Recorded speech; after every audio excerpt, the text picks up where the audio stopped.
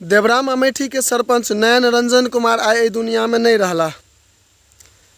आइ भिनसरे पूरा देवराम अमेठी पंचायत में जे छै से ई मामला तेजी से फैलऽ लागल जे आइ भिनसर पता चलल जे देवराम अमेठी के सरपंच नयन रंजन कुमार ठाकुर एहि दुनिया में नहीं रहला।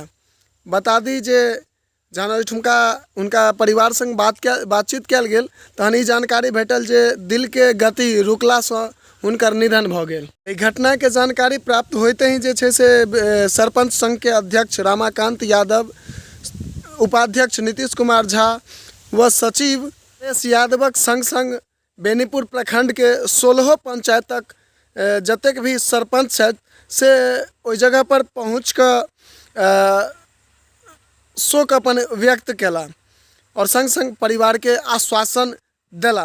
ई घटना आजुक छै दुखद घटना के संग। बाकी नमस्कार, अपने सब एखन देख रहल छी जागू मैथिल और हम शिवम कुमार चौधरी। एकटा छोट छिन निवेदन करै छी जे गोटा एहि चैनल पर मैं नया छी से चैनल के सब्सक्राइब कऽ ली और वीडियो के अधिक से अधिक शेयर कऽ ली। जय मिथिला।